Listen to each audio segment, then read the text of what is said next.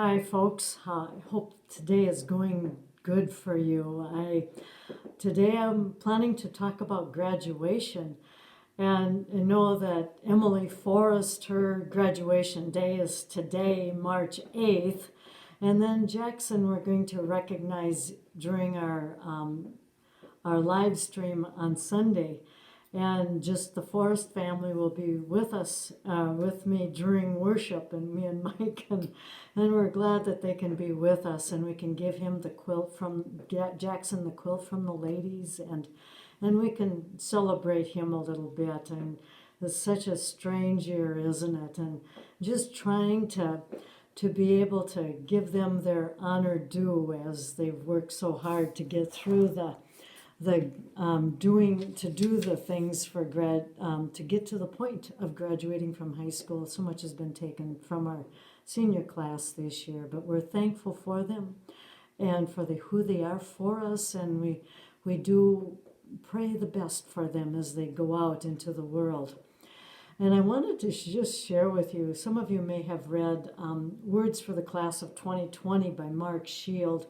He did that, he wrote, it was in the April 21st Daily Plainsman, and I thought I'd just share some things with you that I think are something to think about if you're ever invited to speak or whatever for the kids, or just something for the kids to kind of hang on to.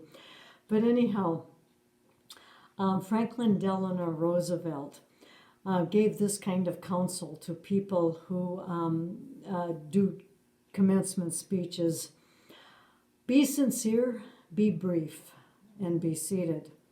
I have to tell a little joke on myself. I did another video, and the thing ran out of video, and so I had to redo this one, so I evidently didn't keep it short enough.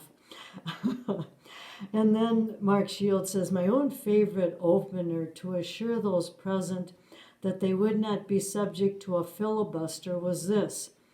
As King Henry VIII said to each of his 6 wives, don't worry, I won't keep you long. And of course, you know, Henry VIII kind of took care of his wives by having their heads.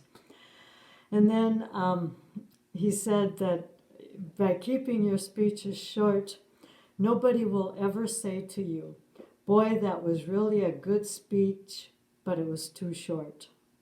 So that was interesting. And then he says, every graduate must be told the following. Call your mother.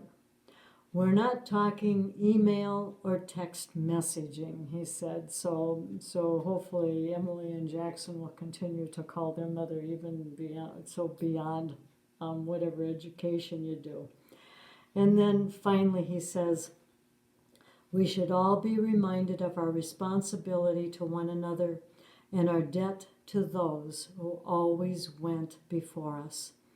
Always remember that each of us has been warmed by fires we did not build. Each of us has drunk from wells we did not dig.